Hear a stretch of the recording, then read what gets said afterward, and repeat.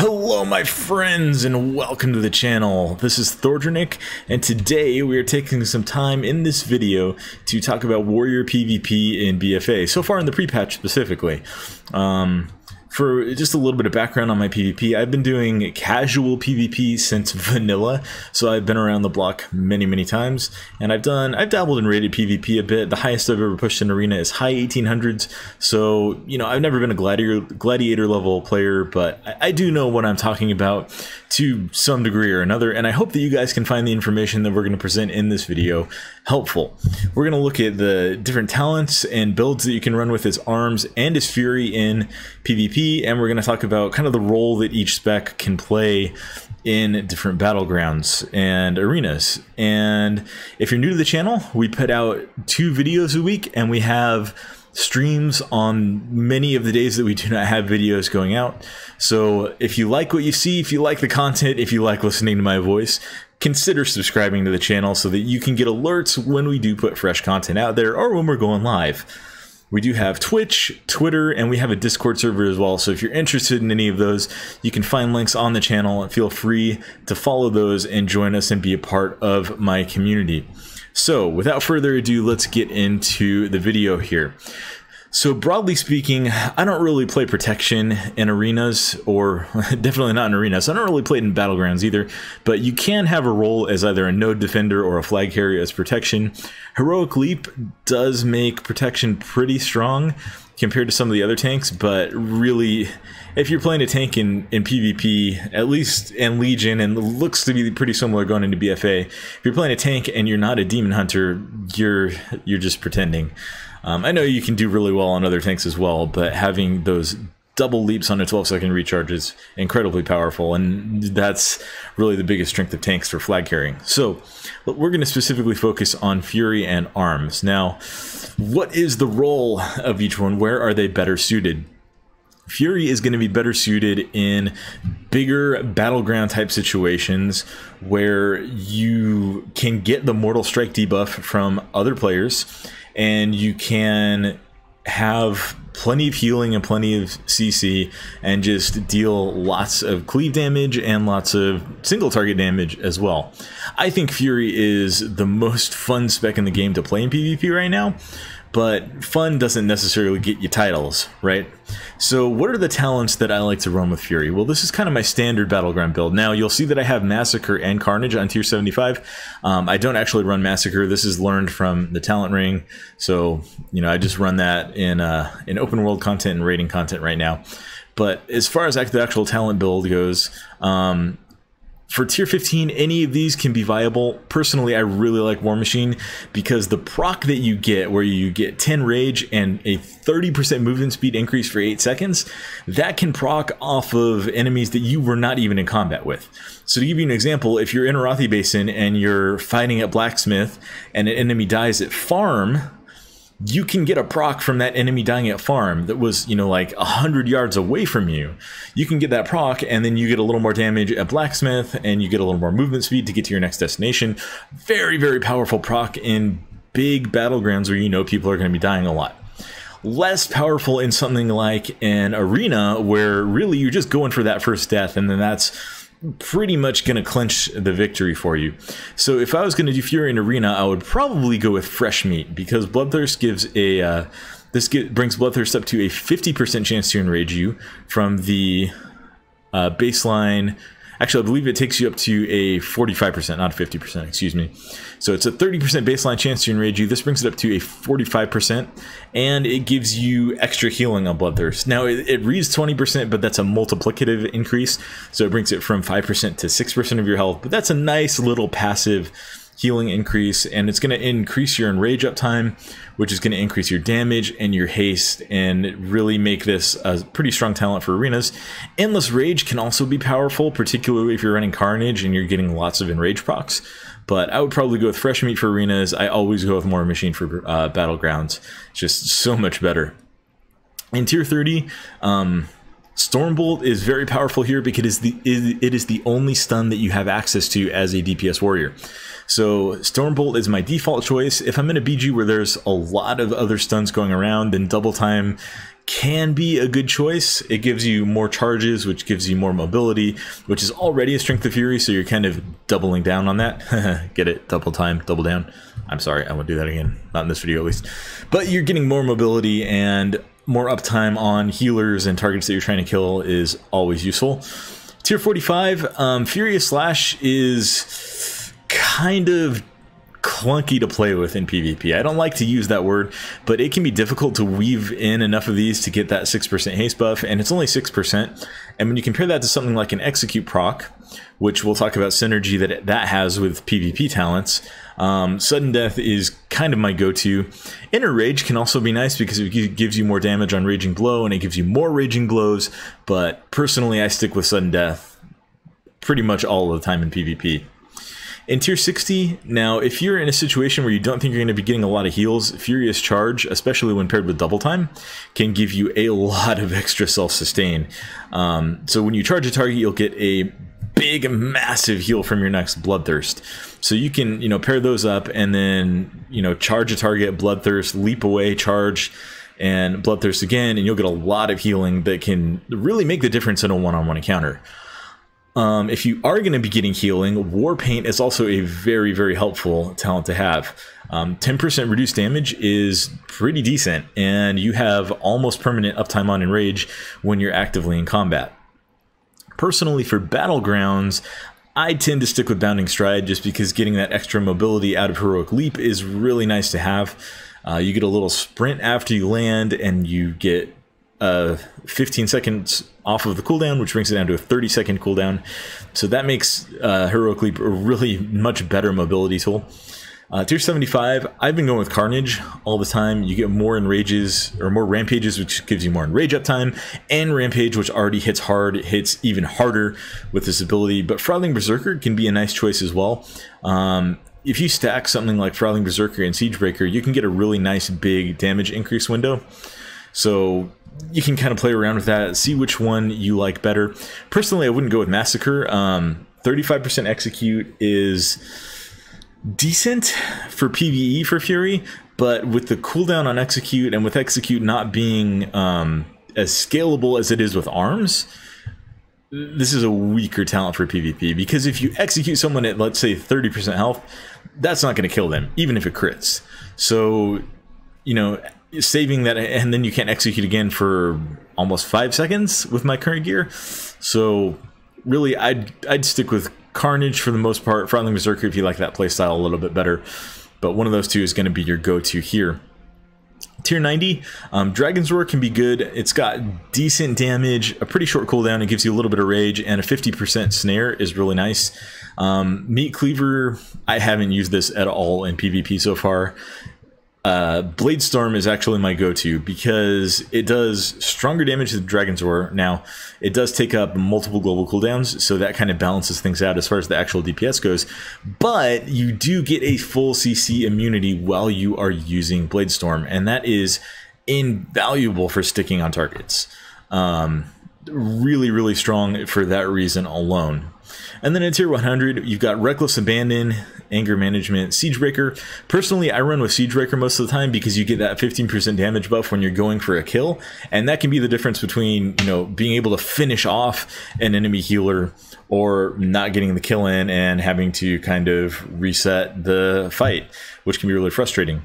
Anger Management can be really good because Recklessness, which is a strong cooldown, will be up, every probably 45 to 50 seconds instead of every 90 seconds. So that can be a really strong talent to take as well if you want more frequent, like really big burst windows during your cooldown.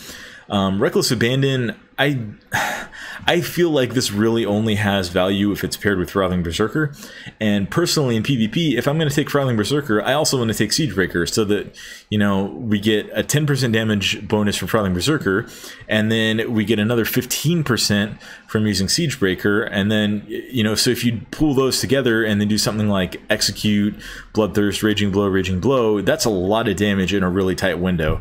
And I think those are probably better paired together. So I don't think Reckless Abandon has all that much value for Fury in PvP. You know, maybe if we were still spending Rage on Execute like we were in Legion, then it would be a lot more valuable. But you can take that and play around with it if you like. I haven't found it to be the best talent so far, whereas Siegebreaker is actually really strong. I know I'm not a fan, I've said in the past, and I still stand by it, I'm not a fan of Colossus Smash type windows, but it's hard to deny that extra 15% damage when you're trying to squeeze a kill in on a healer or someone who's being healed. As far as PvP talents go, so Relentless is good if you are an orc. Otherwise, you know, not that great compared to Gladiator's Medallion. Now, Adaptation is an intriguing talent because it will automatically break CCs for you, and it occurs every 1 minute instead of every 2 minutes. But personally, having that on-demand CC break is much more valuable than having more frequent CC breaks, because what I'll see happen is something like you know, I'll get a Fear, and that'll get broken when it would have been broken pretty quickly from the incoming damage, but that'll burn my adaptation, and then you get stuck in like a 7-second kidney shot, and you can't break it. So, you know, if something like that happens, well, you're just going to die, or your healer's going to die, or, you know, everyone else around you is going to die. Whereas with Gladiator's Medallion, you could let the Fear break naturally, and then trinket the kidney shot and get out of it. It just gives you more control, which I think is always a good thing to have in a PvP scenario. As far as actual PvP talents go, I have been running with Barbarian and Death Sentence pretty much 100% of the time. So Barbarian gives you an extra heroic leap within 3 seconds. So in some ways, this is more powerful than it was in Legion. In Legion, this talent gave you 3 charges of heroic leap. In BFA and in the pre-patch, it doesn't give you 3 charges, but every time the cooldown comes up, you get to use it twice. So that can be more powerful depending on the situation. If you need to use 3 immediately, it's obviously less powerful. Over time, you get more heroic leaps out of it this way. And ultimately, this is a really good mobility tool. I love it, and it always takes one of my PvP talent slots. Going along with that, Death Sentence gives Execute a 15-yard range, and it gives you a charge when you use Execute. So I kind of alluded to this earlier, but if you're pairing Sudden Death with Death Sentence, you get those Execute procs, and then if you just hold on to it until your target gets away from you, you can use it to close the gap in a way that a lot of people don't expect, and it allows you to have higher uptime. The other thing is, you don't have to have access to that charge to get the 15-yard range on Execute.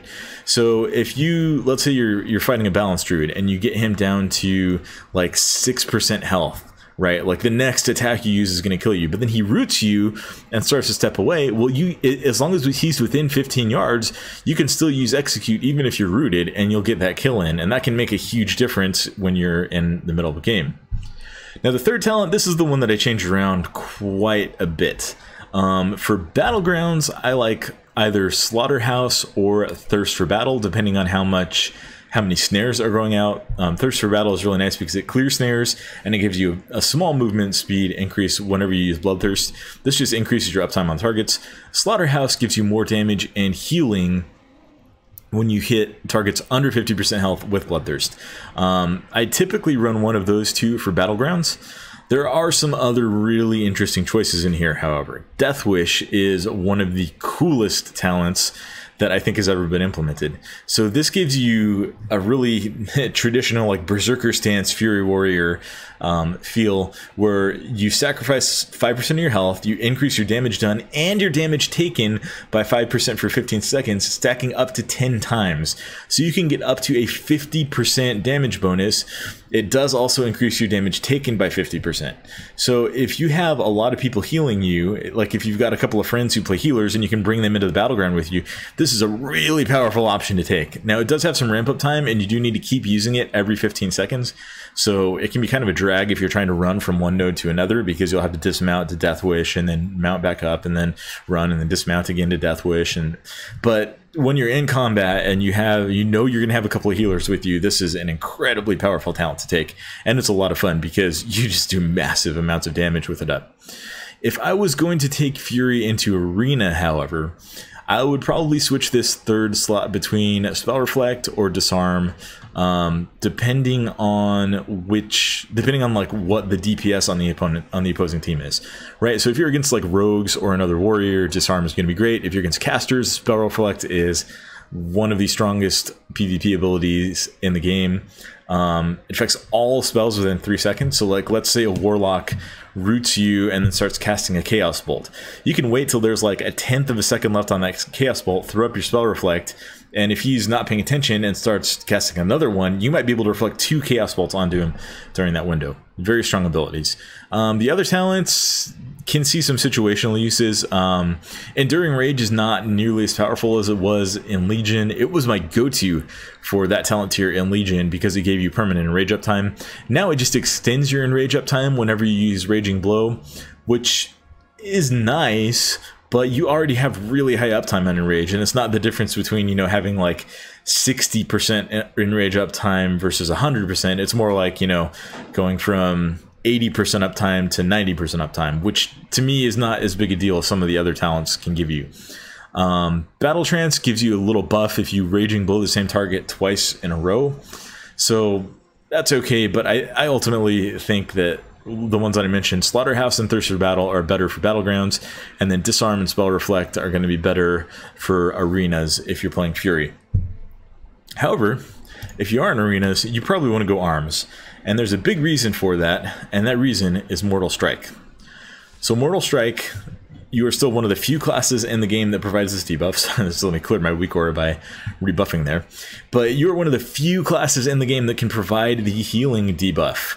And with, I'll go ahead and mention it, Sharpened Blade, this PvP talent, you can reduce healing taken on your target by 50% for 4 seconds, and then you still have the rest of the Mortal Strike debuff window where they have 25% less healing taken. This is one of the best ways to set up kills in PvP in the game right now.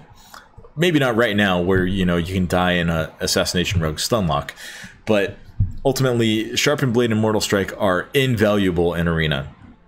As far as other talents go, so I still like to run War Machine for Battlegrounds, but this row is a lot more interesting in Arena for arms, right? So you've got Skull Splitter, which does pretty strong damage and generates 20 rage, so that can give you a nice little burst of rage. You can use this straight into a Mortal Strike, assuming you had enough rage. Sudden Death gives you the Execute proc. It's in a different row than it is for Fury. So these are all going to be good choices depending on the situation that you're in. I would say War Machine for Battlegrounds, and then probably the slight edge to Sudden Death for arenas, but Skull Splitter can also be a solid choice for that on-demand burst damage and rage.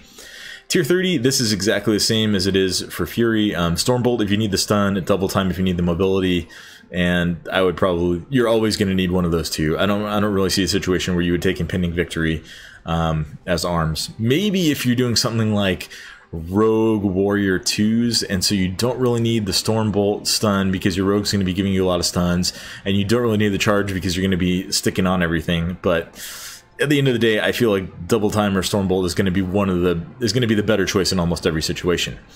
Now, Tier 45, this is where things get a little bit interesting. Massacre is really, really strong for arms because Execute is still spammable. And if you pair Massacre with Deadly Calm, which we'll just go ahead and skip ahead to this talent, you can get 4 to 5, maybe even 6 executes off for free in a row on a target that's at 35% health. I mean, that's a kill, right? If you can play that well, if you can get the healer CC'd and then pop Deadly Calm, get a big Sharpened Blade Mortal Strike, and then start spamming executes, someone's going to die. Someone is going to die if you can get that off. But we also have Rend in this tier, which can be really valuable as well. Rend does strong damage. It's not, you know, the automatic every single time go-to like it was in Legion, but it does strong damage, and it is a bleed that you can have access to keep rogues or druids out of stealth. So depending on the situation, Rend can be very powerful. Personally, I have been running Massacre every time I've been arms so far in the pre-patch. Tier 60, so Second Wind is very situational. If you're in let's say you're in a battleground without a lot of healers, right? I've actually been in a few battlegrounds with no healers on my team. Second wind can be really nice because if you can leap out of combat and kind of break combat, you can heal up pretty quickly with second wind.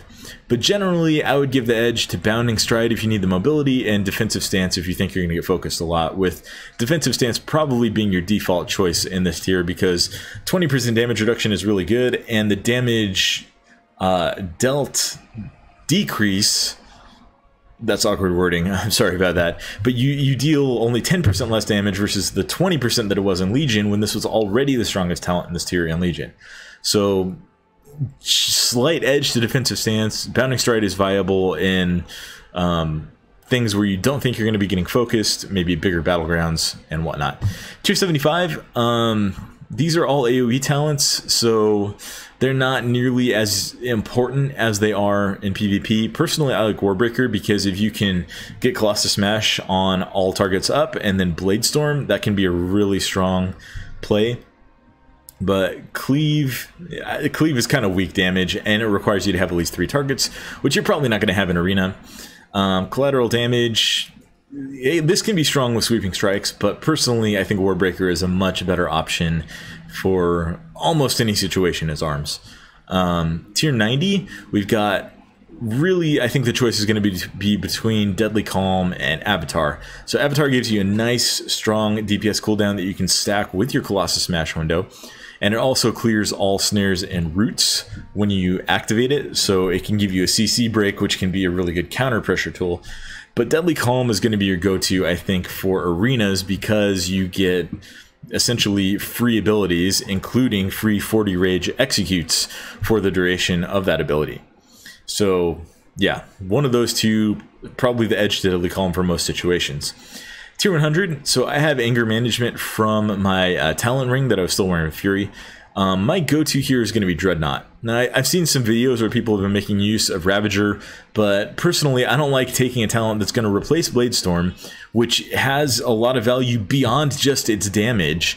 You know, 5 to 6 seconds of CC immunity is no joke. Like, that's a really strong ability, not just for its damage. And, you know, if you take Storm of Destruction, you're also applying Mortal Wound to all targets that you hit. But we'll talk about that in the PvP talents. But Dreadnought gives you 2 charges of Overpower, which means you can much more reliably set up a big Mortal Strike, which can play into your Execute window. I think Dreadnought is a very strong talent overall. If you want more frequent access to your cooldowns, anger management can be good, but personally I've just been running with Dreadnought most of the time in arenas and BGs. So the PvP talents, the Medallion row, this is the same. Gladiator's Medallion forever for me. Sharpened Blade is always going to take this spot, this top spot. This is too strong to not run with. Even if there are no healers on the opposing team, most specs have some sort of healing that you can counter with this, and it still gives you 30% increased damage on your next Mortal Strike for the cost of, you know, just activate it. It doesn't even take up a global cooldown. You just activate it and you can use it. Death Sentence has been my go-to for the second tier. It's the same as it is for Fury.